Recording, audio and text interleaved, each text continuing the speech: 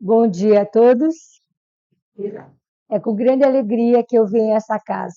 Uma das vantagens de ser expositoras da doutrina espírita é conhecer várias casas espíritas e em cada casa espírita ter aqueles amigos especiais. É muito bom ver o rostinho de vocês e espero que a palestra, que a nossa exposição não seja cansativa. E se vocês acharem que minha voz é meio chatinha, orem para que ela fique melhor. Baixe a cabeça e orem para que ela fique melhor, né? Que com o tempo a voz vai ficando meio esquisita, né?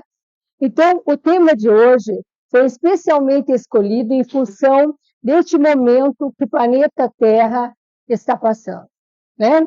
Se nós formos ler o nosso livro, uma das nossas obras básicas, o livro A Gênese, que é o nosso último livro, aliás, o último livro de Kardec das obras básicas, nós vamos compreender que o planeta também passa por uma evolução, né? Por isso nós temos ainda vulcões, ainda temos os nossos terremotos, ainda temos uma série de fenômenos naturais.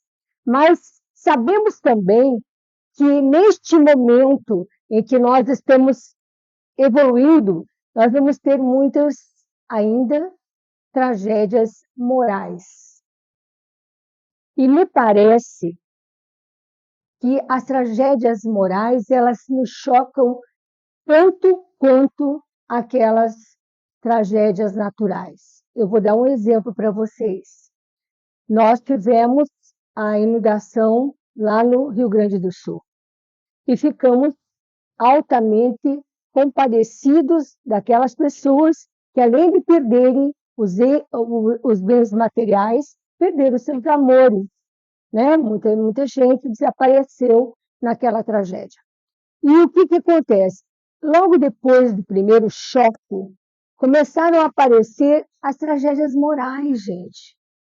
Aqueles nossos irmãos que ainda roubam, que ainda exploram, que aproveitam uma oportunidade tão triste como esta para prejudicar os demais. Então, na verdade, aquilo nos choca de uma maneira ímpar, porque é ali que a gente percebe e fica pensando, mas será que nós vamos ter uma solução? Será que realmente nós estamos em evolução? E aí nós vamos relembrar uma frase, um ensinamento que diz o seguinte: para que a gente possa limpar a casa, para que a gente possa organizar, é necessário que venha a luz.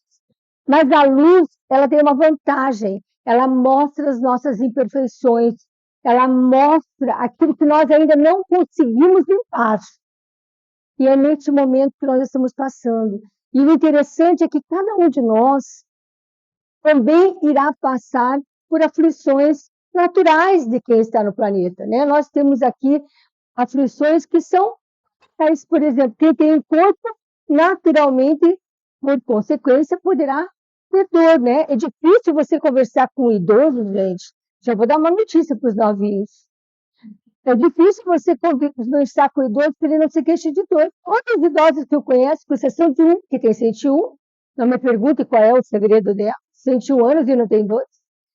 O restante todos têm dor ali, dor aqui, né? Ou então já passou por momentos tão difíceis, às vezes só aquela pessoa sobrou na família, o restante já se despediu.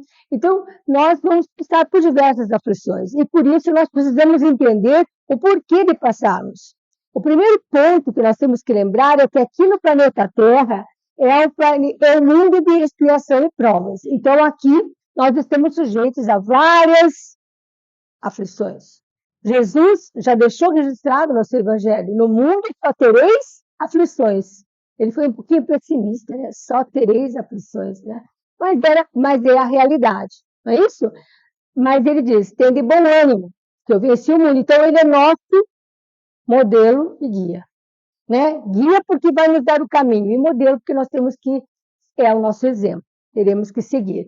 Então, Kardec, no capítulo 5 do nosso Evangelho segundo o Espiritismo, vai nos explicar que as aflições que nós suportamos ou teremos que passar, elas têm origem em duas vertentes. Aquelas que são Origens de uma vida anterior. Nós, reencarnacionistas, sabemos que não é a primeira encarnação que nós estamos aqui. Nós já passamos por várias. E nós temos uma bagagem dessas várias encarnações, muitas delas são tão boas. E aí o que acontece? Nós vamos ter que passar por ela. E outras, porque nós estamos numa escola, queremos evoluir, queremos passar de ano, nós vamos ter as provas, né? Então, uma grande parte dessas aflições podem ser provas, e nós vamos descobrir por quê. Porque, na verdade, nós vamos descobrir no Evangelho segundo o Espiritismo que a maior parte das aflições que a gente passa aqui na Terra são criadas por nós agora. Olha só. E aí nós vamos dizer, mas aquelas que nós já geramos na encarnação anterior, nas encarnações anteriores. Essas, gente, são aquelas nossas expiações que nós vamos ter que resolver e que muitas vezes não dependem nada de nós. Não dependem. Ela independe. Vou dar um exemplo para vocês. Um caso concreto que eu conheço. Pais que acompanham um câncer numa criança de 3 meses. Essa, com certeza, foi gerada numa outra vida. Porque uma criança de 3 meses não tem. E o que acontece? Mas a maior parte, segundo o nosso Evangelho, foram criadas agora. Então, nós vamos tentar descobrir por quê.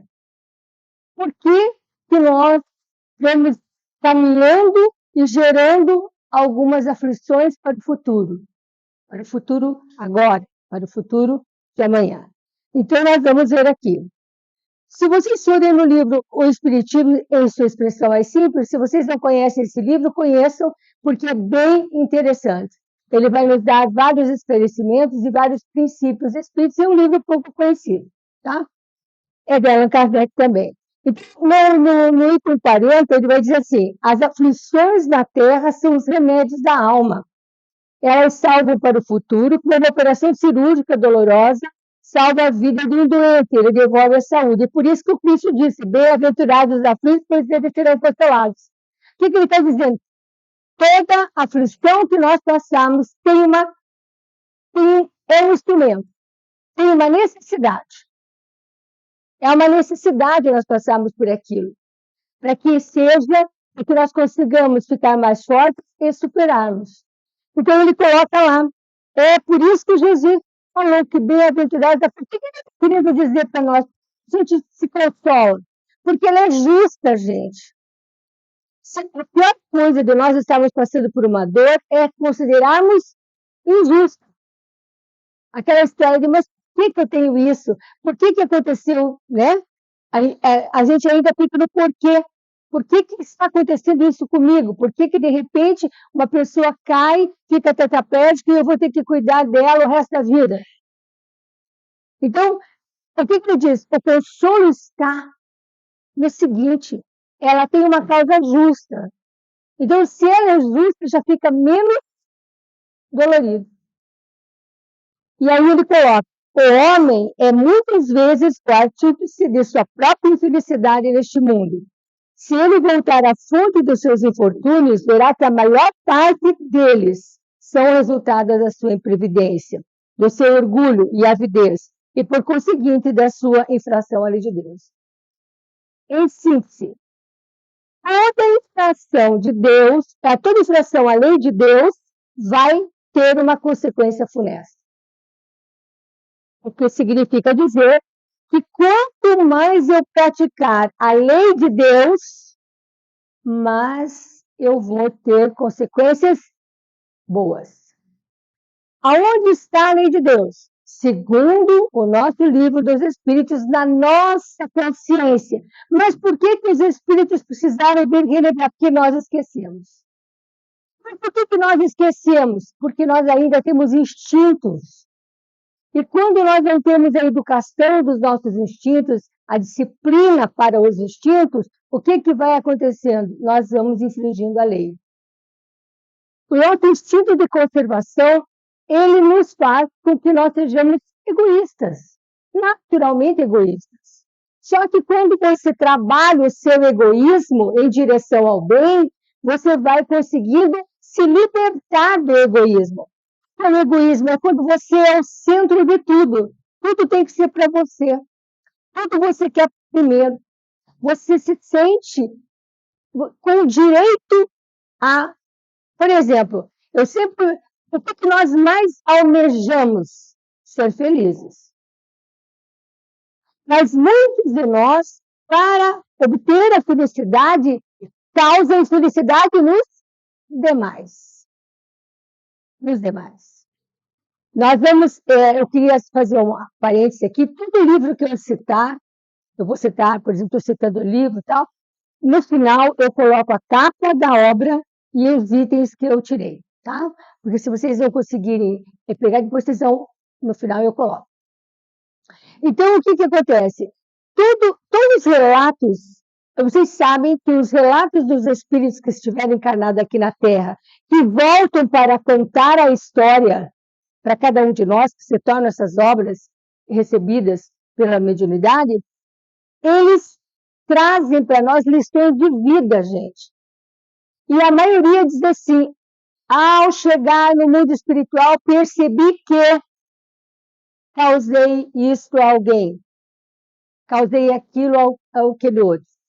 Então, essas infrações, elas são, no nosso dia a dia, viraram hábitos. Viraram hábitos. Vou dar um exemplo para vocês. No livro que depois vocês vão ver, que é A Luz no Lar, de Diversos Espíritos, por Francisco Cândido Xavier, tem uma mensagem chamada O Grito de Cólera. Eu não sei se vocês conhecem essa mensagem. Aquele que conhece, me desculpe que eu vou repetir. Eu vou resumir para vocês. É o horário do almoço, um rapaz, o filho de um determinado casal, fica muito chateado com uma questão de vestuário. E, em função disso, dele não achar a roupa que ele queria, ou dela não estar passada, ele dá um grito muito bravo.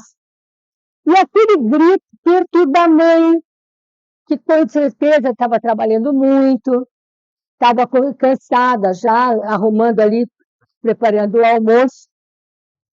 Ela sente uma dor de cabeça, o coração dispara e ela fica muito mal, tem um mal-estar.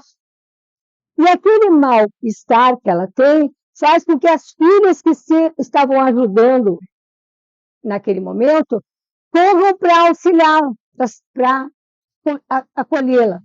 E quando ela vão, o que acontece? As filhas estavam cozinhando junto com a mãe. Quando corre para ajudar a mãe, a comida queima. 2/3 da comida queima. Aí o que acontece? Queimou a comida, a mãe está passando mal, o pai chega para almoçar, não tem almoço. Tem que fazer outro almoço. E aí o que acontece? O pai se atrasa. Aí o pai, que está mais de 30 anos no determinado escritório, ao se atrasar, recebe o maior bronca do chefe. E como idoso, gente, imagina um idoso que sempre procedeu corretamente se levar uma bronca, que dor. E ele fica angustiado. Só que não parou aí. Aquela mulher, a mãe, não se sentiu bem, tiveram que chamar o médico, de tão grave que foi o mal-estar. Aí com o médico veio a medicação, e com a medicação veio o gasto. E com o gasto, eles perderam o dinheiro do aluguel, para pagar o aluguel. Concluir a história. 6 meses para a família se equilibrar em função de um grito de cólera.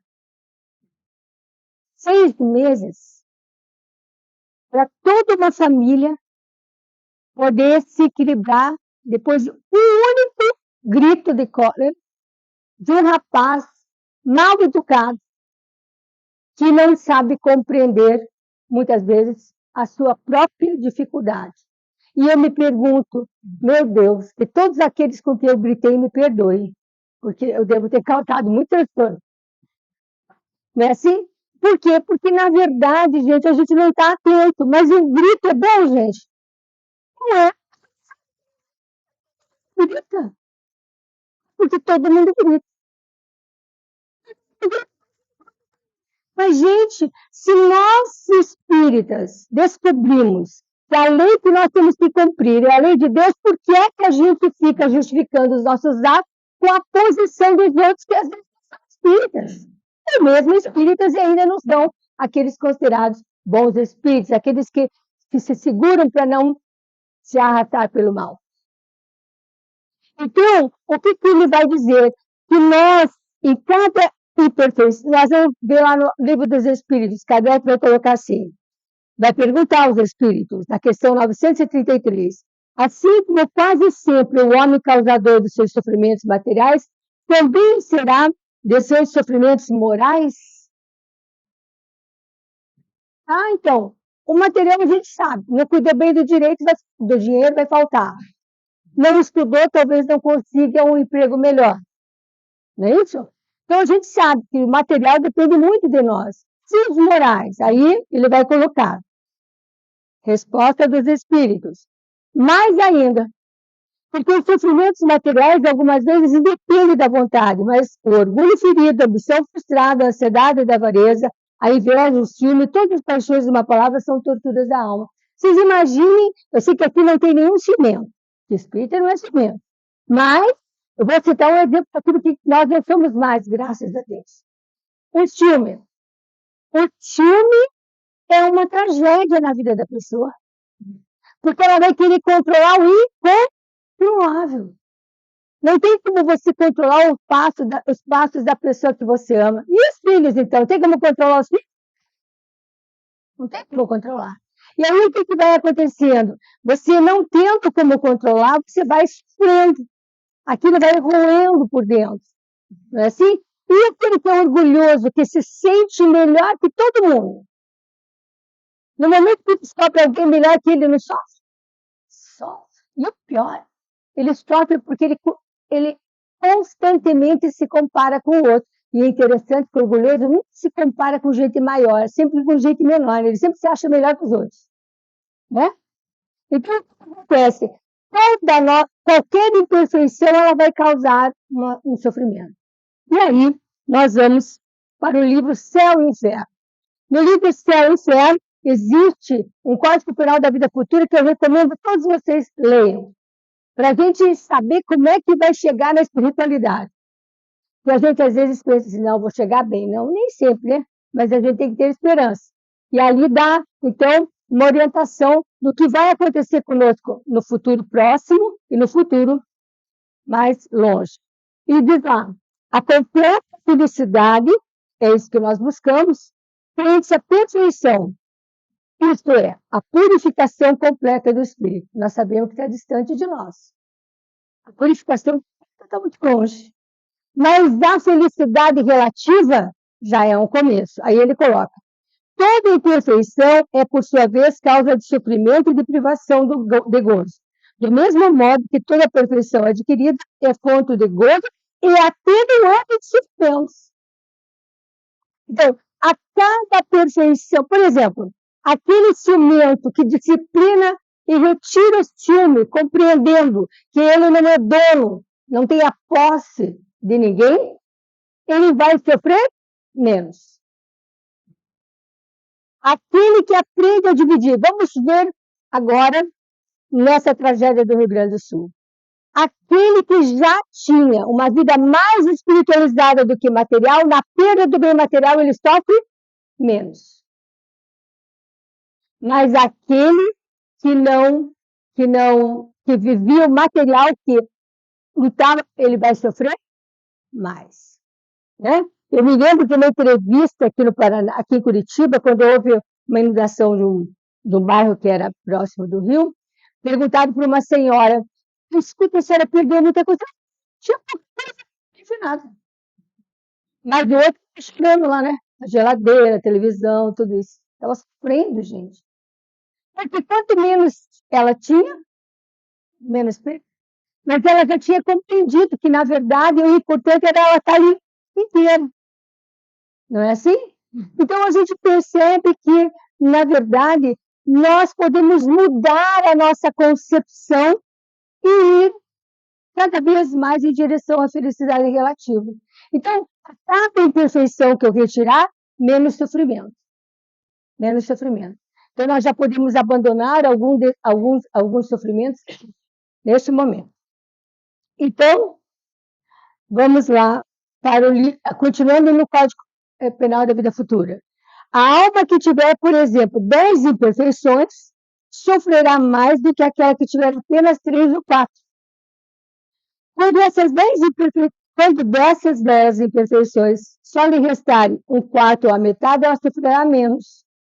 E quando nada mais restar, ela nada sofrerá, sendo perfeitamente feliz. É como acontece na Terra, aquele que sofre de muitas doenças padece mais do que aquele que sofre apenas de uma ou não tem nenhuma. Aqui na Terra você já vai ver pessoas que estão muitas vezes passando por vários problemas de doença, mas esse problema de doença, muitas vezes, foi de um excesso anterior, né? A pessoa, por exemplo, com diabetes, se ela não cuidar exatamente, não se condicionar a ingerir menos açúcar, a respeitar as regras de alimentação que os médicos passam, ela não corre o risco de perder a visão, de ter que amputar uma perna, mas aquela que não respeita isso, ela corre o risco. Mas depende de quem? Dependeu de Deus? Não.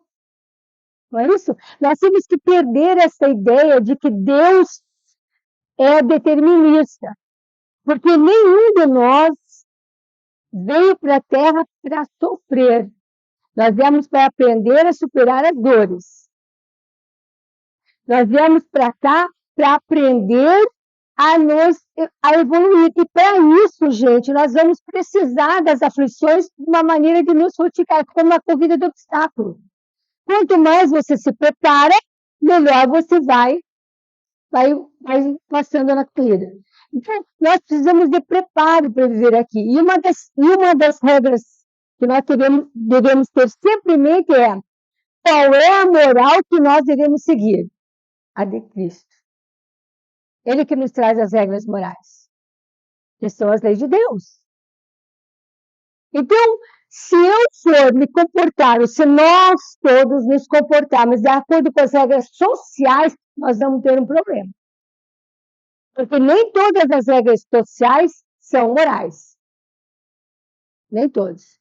Existe muita coisa que a sociedade aprova e que não é moral, não é uma infração à lei de Deus. Vou dar um exemplo: o aborto. Se legalizarem o aborto, significa que ele está cobertado pela lei. Mas é uma infração à lei de Deus, porque nós tiramos o direito de uma vida, nós tiramos a vida de uma criança, que não tem nem o direito de se defender. Então, na verdade, nós temos que ter o nosso compromisso com a lei de Deus. E a cada vez que nós pensamos numa atitude ou numa decisão, nós temos que lembrar que ela tem que estar de acordo com a lei de Deus e não de acordo com a lei dos homens. Porque a lei dos homens nós já respeitamos, ou pelo menos penso que já respeitamos. Não muito, né? Porque a gente continua atravessando no sinal vermelho quando é pedestre. Tudo bem. O problema é que as leis nós não respeitamos, a lei de Deus é que nós temos que respeitar. Então, nós precisamos entender isso. Se nós entendermos isso, com certeza nós vamos diminuir as nossas aflições. Então, dando continuidade ao pensamento, no Evangelho segundo o Espiritismo, no item número 4, que trata das aflições atuais, ele vai colocar assim: Kardec vai colocar: remontando-se à origem dos males terrestres, reconhecer-se-á que muitos são consequências natural do caráter do procedor do que suporte. Então, o que recomenda a nossa doutrina? Examina-te e veja o que é que você pode estar fazendo que te causa um sofrimento. Vou dar um exemplo. Tomar um pouquinho d'água. Vou dar um exemplo para vocês. Eu gosto desse exemplo, trago nas palestras, aqui já trouxe várias vezes nessa casa, o seguinte: hoje é domingo. Por ser um domingo, nós estamos mais relaxados, não estamos? Aí o que a gente costuma fazer? Claro que nem todos, né? Todos já aprenderam outra coisa, mas A gente almoça muito bem, não almoça? Almoço de domingo tem que ser diferente. Aí a gente exagera, não exagera? E aí a gente começa a dizer, ai, eu não estou muito bem, né? Vou dormir um pouquinho. Aí vai lá, dorme um pouquinho de 3 horas. Já são 3 horas do domingo que foi. Aí resolve fazer do domingo o dia da preguiça. Mas o dia da preguiça não é só física, é mental também. E aí o que acontece? Perdemos o domingo. O domingo foi embora. E a pergunta, o que vocês fizeram com o domingo? Ah, meu Deus, eu desperdicei o domingo. Na semana que vem vai ser diferente. Vai ser? Não, o nosso hábito é mais forte, gente.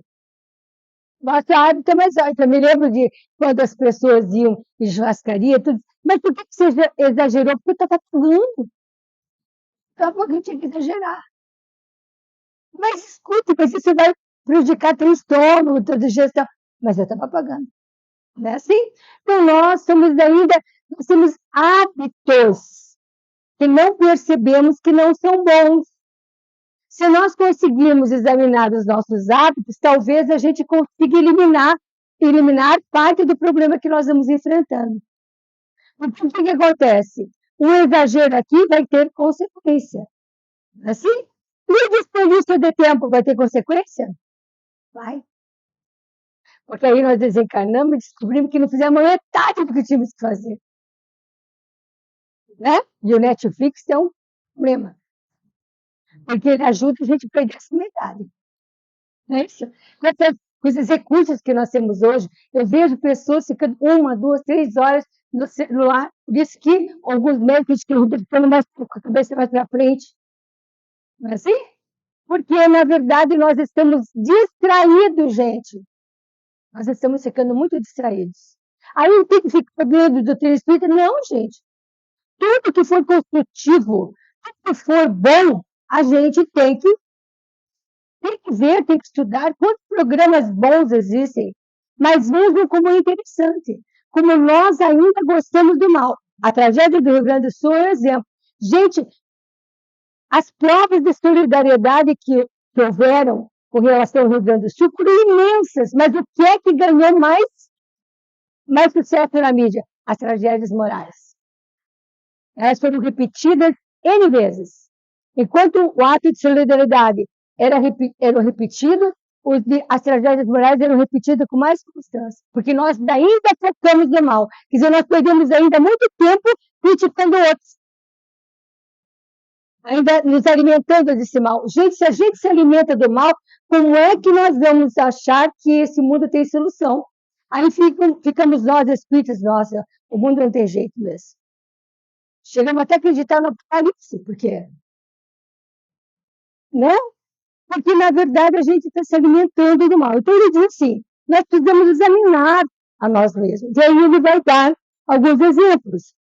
Ele vai dizer assim, quantas uniões desgraçadas, porque resultaram de um cálculo de interesse, de vaidade, e nas quais o coração não tomou parte alguma. Então, aqui, ele está falando com relação às uniões, não só união de sociedade, a qualquer união.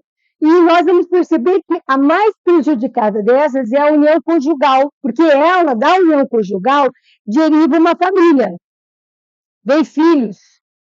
E os filhos são os maiores prejudicados quando há o rompimento daquela união, mesmo que o motivo seja justo. Então, mas é só esse tipo de união que nós muitas vezes não nos preparamos, porque ainda corremos atrás daquilo que chamam amor e que na verdade não é amor. Porque o amor verdadeiro é aquele que você desenvolve, né, na convivência. Então você vai passar por muitos momentos difíceis e vai desenvolvendo. Não é aquela paixão, né, de achar que tudo é bom. Quando o casamento fica mais difícil pelas diferenças naturais da vida, as pessoas vão perdendo o interesse naquela união. Mas além dessa, ainda existe uma outra união mais complicada ainda, que são aquelas uniões extraconjugais. A infidelidade ainda é moda. A gente pensa que ela caiu de moda, mas não é. E como é que é? Não é só a infidelidade com relação ao outro, é com relação às suas ideias, ao que defende, por exemplo. Se nós somos espíritas, nós deveríamos ser fiéis aos princípios espíritas. Se ele diz que nós não, se nos princípios eu não posso lesar o outro, eu tenho que tomar muito cuidado com relação ao outro. Quando eu eleger alguém como amigo ou como cônjuge, eu tenho que ter todo o cuidado possível. E eu já trouxe essa história e vou repetir. No livro Depois da Vida, que está citado no final, com a capa, existe uma mensagem sobre triângulo amoroso. E essa mensagem, gente, é de um espírito que encarnou aqui na Terra, encarnou no Brasil. Quando desencarna, ela percebe os seus equívocos e ela vem, por meio do médium, trazer a sua história como exemplo, para que nós não trilhemos o mesmo caminho. E ela coloca lá que ela frequentava uma casa espírita, e nessa casa espírita ela reencontra um companheiro de jornada espiritual, um companheiro que tinha sido muito amigo e um grande amor dela em uma outra existência. Só que nessa existência ele já estava casado e amava a esposa. E a esposa amava ele. Só que na convivência, em função daquela paixão de uma vida anterior, eles se deixaram levar pela paixão. Vejam, ela estava num ambiente, os dois estavam num ambiente espírita. Aí você vai dizer, mas o ambiente espírita é protegido? Muito. O problema não é a proteção do ambiente, o problema é que nós escapamos da proteção. Escapamos. E aí o que acontece? Ele se envolve numa grande paixão e ela se torna um caso extraconjugal. E aí o marido e esse personagem masculino fica o tempo inteiro com a esposa que amava e com ela pela paixão. E fica muito tempo, e o que acontece? A esposa dele vai de tanto no dia que descobre, fica tão nervosa, toma comprimido para dormir, não percebe que tomou outro comprimido, e desencarna em função, mas não é suicídio direto. Ela não tinha intenção de morrer, ela tinha intenção de dormir. De dormir. Então, o que acontece? Ele fica vivo. O que é que espera a companheira da paixão? Que ele casa, que esse obstáculo era a esposa. Aí, sabe o que acontece? Ele, o personagem masculino, acha que não pode casar com ela porque ela lembra a morte da esposa. Interessante, né? E aí, o que acontece?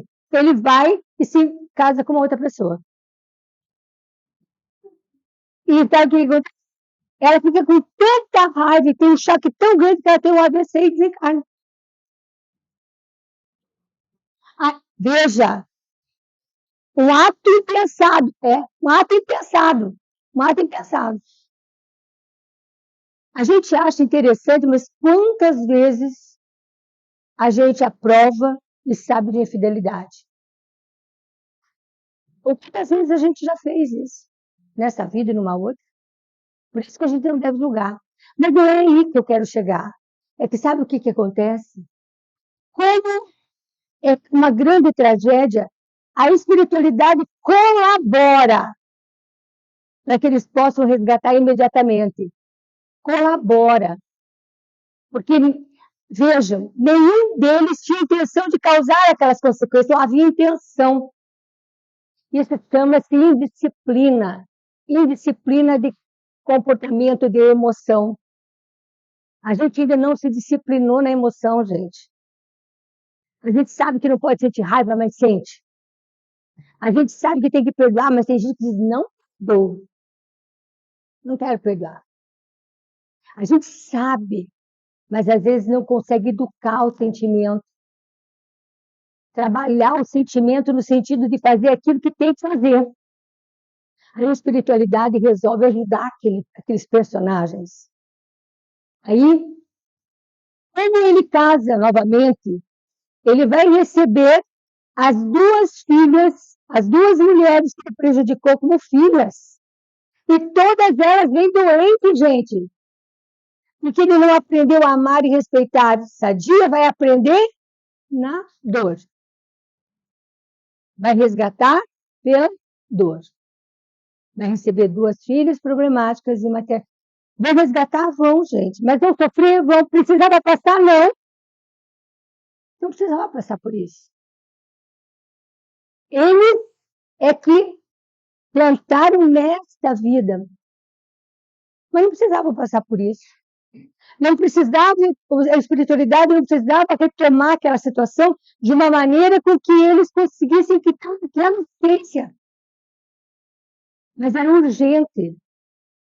E aí, eles vão resgatar dessa forma, pela dor. E quando ela desencarna, ela percebe, gente, que ela era solitária, porque ela justifica.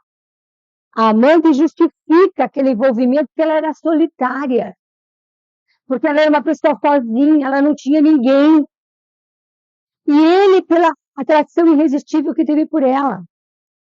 Porque ele amava a esposa. E naquele envolvimento, ela tenta justificar pela solidão. E ela descobre, quando desencarna, que ela tinha escolhido a solidão.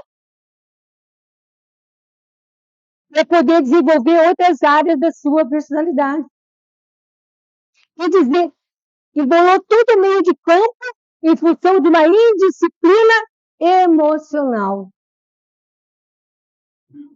Que atualmente na nossa sociedade é extremamente tolerada. Eu me lembro de famílias que quando... Eu sempre digo assim, se nós achamos que o fato de ninguém ter descoberto até a gente desencarnar, pior fica quando desencarna. Começa pelo enterro já. Começa pelo enterro. Aí está lá a família, tem uma outra história assim. Está lá a família chorando entre uma outra viúva. Que difícil, né? Entra uma viúva, começa a chorar desesperada do lado do meu chão. A mulher estranha. Como assim? E aí vai conversar com a viúva e descobre que o marido já tem filha. Sabe o que acontece? Acontece que a mulher fica tão focada que vai para uma clínica de problemas mentais. E os filhos vão odiar o pai que faleceu. Pelo desrespeito com a mãe. Então, vejam, não houve oportunidade de resgate. Imagine depois.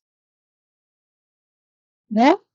Relembrando o livro Nosso Lar, tem outro exemplo, o pai do André Luiz, que está lá sofrendo por causa das 2 moças que ele desencaminhou, e que vai ter que voltar com elas como filha, sofrimento. Então, nós vamos ver que essas uniões que nós vamos arrumando, que vamos deixando o amigo de lado, que vamos abandonando ali, elas têm consequência, gente. Elas têm consequência. E muitas vezes são graves as consequências. Então, nós teríamos que ser mais responsáveis. Aí ele vai dar outro exemplo. Ele vai colocar quantas doenças e enfermidades decorrem da nossa intemperância e dos excessos. Vamos examinar, gente. Como nós temos, às vezes, descuidados, especialmente os nossos representantes masculinos. Aqui em Curitiba não tem problema. 7 graus, tem gente de bermuda, né? Boné, que eu não entendo bem, e casaco. E aí quer ficar com a saúde perfeita. Né? E aí reclama quando os locais estão cheios. Os hospitais, aliás, os hospitais estão cheios, com problema de pulmão e tudo isso, fica lá reclamando, porque tem muita gente, como ele, desajuizado. Então, o que acontece? Nós, muitas vezes, não temos um compromisso com o nosso corpo. Quantos de nós fazem exercício? Porque o exercício ajuda a preservar o corpo, que a preguiça não ajuda. Mas quantos de nós passamos o domingo inteirinho sentado, né? Por quê? Porque, na verdade, a gente vai ficando preguiçoso. É natural em nós. E a gente precisa, quando o médico diz assim, minha mãe é uma pessoa muito fantástica, é uma pessoa fantástica, e ela tem 90 e vai fazer 95 anos. E eu coloco água para ela e o médico diz que ela tem que tomar, todos nós temos que tomar 2 litros de água. E eu chego, mãe, se eu não tomo água, tome isso? Mas a garrafa está cheia. Ela diz, eu tomei um pouquinho. Entendeu? O que acontece, gente? Nós vamos ficando, é natural do processo. Então, a gente tem que criar hábitos salutares para poder cuidar do corpo, para o corpo ir até o fim cumprindo o que tem que cumprir. Porque não adianta a gente chegar se arrastando também, né? Não funciona. A gente vai sofrer muito. Então, ele vai continuar dando outro exemplo. Quantos pais são infelizes com seus filhos porque não lhes combateram desde o princípio as más tendências? Por fraqueza ou indiferença, deixaram que neles se desenvolvessem os germes do orgulho, do egoísmo e da tola vaidade que produz a secura do coração. Gente, neste livro, que é Na Luz do Lar, conta a história de uma mãe que esperou 6 anos para ter um bebê. O esposo dela era um bom marido, um esposo bem devotado, e eles esperaram que queriam muito um filho. Quando ela teve o filho, ela transformou o filho no rei da casa. Educou com superproteção e com excesso. O que aconteceu com aquela criança, com aquele guri? Aquele menino cresceu egoísta, achando que podia fazer tudo sem respeitar os demais. E acaba indo para a bebida e para a jogatina. E criando várias dívidas. E cria tantas dívidas que quando ele tem 16 anos, o pai resolve então colocá-lo num emprego. Quando ele está trabalhando, 3 dias depois que ele está trabalhando, ele chega chorando para a mãe, porque o chefe brigou, porque o chefe não sei o quê, porque o chefe não sei o quê, que ele está sofrendo muito e está sendo humilhado. A mãe não quer que o filho seja humilhado. Porque a vida inteira ela planejou no filho com todo orgulho possível, um grande filho, um filho que desse certo. Ela queria o melhor para o filho. O que ela falou para o filho? Saia desse emprego. Pede para o marido dobrar a mesada e tira ele do emprego, porque ele estava sendo humilhado.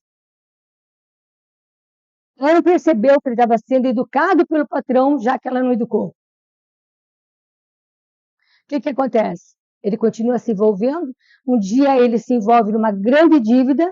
O pai, desgostoso, envolve o pai, fica doente, dali 6 meses desencarna e ela fica viúva. E para quitar as dívidas, ela vem da casa e vai viver com ele numa casa menor. Só que esse menino, Pedro, o que acontece com ele? Ele continua na jogatina, continua tudo, e começa a bater nela quando chega bêbado. E um dia ele bate tanto que ela vai para o hospital. E ela começa a ter medo do filho. E aí o que ela faz? Ela se afasta do filho, indo morar num bairro pobre com uma amiga de infância dela. E as duas trabalham. Ela teve que se empregar com 50 anos para sustentar o filho. E agora ela trabalha com essa amiga. E num belo dia, elas vão juntando dinheiro. Num belo dia, e ela sabia que aquele bairro era perigoso, então ela dormia com uma arma do lado. E num belo dia, ela vê alguém rondando o quarto dela. E o que era uma noite de temporal? O que ela faz? Ela pega o revólver e mira. Quando ela mira, dá um raio e ela vê que é o filho dela. E ela sempre dormia com a fotografia do filho, pedindo para Deus resolver a questão do filho. Deus consegue resolver o que você mal educou? A gente não pode jogar para Deus um compromisso que era nosso. E aí o que aconteceu? Naquele momento, ela não atira, ela fica, vê que é o filho. Só que o filho a vê que ela estava com a arma e não reconhece que era a mãe. Toma a arma e estrangula ela. E a hora que ela está morrendo, ela começa a chorar por tudo aquilo que ela não educou. E o que acontece? O filho vê a foto na mão dela, que ela dormia com a foto do filho, e começa a gritar: mãe, mãe, mãe, já é tarde. Já é tarde, ele já tinha matado. E aí ela vai estar refletindo e pedindo para as mães, lembrando que tem que educar, gente. Que a gente não pode achar que nosso filho é melhor que qualquer outro filho. Que ele é apenas um espírito antigo que voltou e nós temos o compromisso de encaminhá-lo para o bem. E esse depoimento, tem vários depoimentos desses. Tem um outro depoimento no livro Depois da Vida, que vocês também vão ver, que é um jovem que vem psicografando uma carta para os pais, culpando os pais. Quando? Ele era rico, ele disse, eu tive dinheiro, tive amigos, tive sociedade, mas não tive paz, não tive família. Porque os pais viviam na alta sociedade. E ele desencarna com excesso de drogas no poste por um acidente automobilístico. E ele vem e acusa os pais. Gente, vejam a responsabilidade da paternidade. E é isso que Kardec vai colocar aqui. Quantos pais passam por sofrimento com os filhos que não precisariam passar se tivessem educado? Então não é culpa dos filhos. É também responsabilidade deles, mas ninguém tem culpa, mas tem responsabilidade. Então, quantos de nós achamos que a nosso filho, a nossa criança é melhor que a outra? E com isso queremos que ele tenha destaques diferentes. E esquecemos de ver que ele é apenas um espírito antigo que volta para nós. E como espírito antigo, ele tem mazelas como nós temos. E ele veio para ser encaminhado em outra direção. E nós esquecemos, né? Já estou? Não se preocupem com o almoço, que eu já estou chegando no final. O homem, pois, em grande número de casos, é causador de seus próprios infortúnios. Mas, em vez de reconhecê-los, acha mais simples, menos humilhante para sua vaidade, acusar a sorte, a providência, a má fortuna, a má estrela, ao passo que a má estrela é apenas suscetível. E alguns culpam Deus. Por que Deus fez isso comigo? Por que Deus permitiu que acontecesse? Gente, o que é que o Espiritismo nos traz? Que nós precisamos fazer uma reflexão. Nós precisamos ver a nossa postura diante da vida. Nós precisamos analisar os nossos pensamentos, as nossas atitudes. Porque se as aflições geradas na vida anterior a gente não pode evitar, as agora podemos evitar. E vai diminuir o nosso sofrimento. Então, aqui fica o convite. O homem evitará as aflições quando trabalhar para se melhorar moralmente, tanto como intelectualmente. Porque sem conhecer, gente, a gente não sabe se dirigir, não sabe dirigir. Nós é que temos mania, receber um aparelho novo, a gente não lê manual, fica apertando que botão, né? Na vida não dá certo. Na vida não dá certo. Se não lê o manual, não vai dar certo. Você perde muito tempo apertando o botão. Aí chega nos 80, fica, meu Deus, se eu pudesse começar de volta. Aí começa de volta e faz a mesma coisa, porque não leu o manual. Né? Então, ele diz que nós precisamos. Então, como é que fica, então? Primeiro, nós temos que ter um exercício para atenuar as nossas aflições, o autoconhecimento. Sem nos conhecermos, colocarmos a nossa como ser egoísta, né? Nossa, como ser, né? Eu só percebi que era muito egoísta quando eu ganhava o bombom que eu gostava e não dividia com ninguém. Escondia. Agora que eu não gostava muito, eu deixava para todo mundo. Por quê? Porque, na verdade, é nessas mínimas coisas que a gente vai descobrindo. Ou então, a gente descobre que é muito egoísta quando escolhe a melhor vaga que tem para estacionar o automóvel, deixa expulsão, e ninguém estaciona mais. Porque a gente quer o nosso bem-estar. O evangelho no coração. Se o evangelho é o nosso roteiro, gente. Nós temos que... O evangelho já está na cabeça, não está? Já está na nossa intelectualidade. Onde que a gente precisa colocar agora? No coração. Educar os nossos sentimentos. Nós precisamos disciplinar os nossos sentimentos que ainda não são tão superiores. Gratidão. Gratidão para tudo que o filho difícil. Seja grata, porque é ele que vai garantir um futuro melhor para você. Resolva aquilo que você tem que resolver agora. Ah, mas eu fico... Seja grato, porque tudo que você está passando são instrumentos. Aliás, é um instrumento necessário para a sua evolução. Confiança em Deus. Nós não podemos achar que Deus vai resolver tudo. Não vai, gente. Não vai resolver nosso problema financeiro, não vai. Porque Deus nos deu um presente precioso, livre-arbítrio. Nós temos o livre-arbítrio para escolher o caminho que nós queremos, mas vamos ter que assumir as consequências. Então, confiança em Deus, nós já sabemos que não é acreditar que Ele vai resolver nossos problemas. serviço ao próximo, porque é uma garantia de nós utilizarmos bem o nosso tempo. Pode ficar 10 horas na Netflix, mas fica um dia por semana ajudando alguém. Para compensar, gente. Não você desenvolve um traço dessa personalidade, não desenvolve. Tudo é positivo. Nós é que transformamos em negativo. Porque o mau uso, tudo é neutro, gente. A televisão é neutra, o celular é neutro, tudo é neutro. Nós é que vamos definir se vai fazer bem para nós ou não. Então, o convite do Espiritismo é que nós possamos sim diminuir as nossas aflições. Bem-aventurados são aqueles que descobrem a causa da aflição e vão retirando das vidas porque serão consolados. Esse é o grande segredo. As que nós já fizemos, gente, o negócio é colher. Agora, podemos evitar as demais e podemos ser felizes relativamente. Se a felicidade absoluta é só para espírito puro, vamos, como nós, espíritos imperfeitos, sermos felizes relativamente. Agradecendo a oportunidade de estarmos aqui, encarnados e de sermos espíritas, porque todas as religiões são boas e são fundamentais para o nosso desenvolvimento, mas espírita tem um compromisso, é se desenvolver intelectualmente e moralmente. E esse compromisso é que nos faz buscar, né, nos autoexaminar, verificarmos aquilo que nós podemos fazer. Então, o convite é de Santo Agostinho, na questão 919 do Livro dos Espíritos. A cada final do dia, a gente examinar o que fez de bom e repetir, e o que fez de mal, a gente reparar. Obrigada a todos.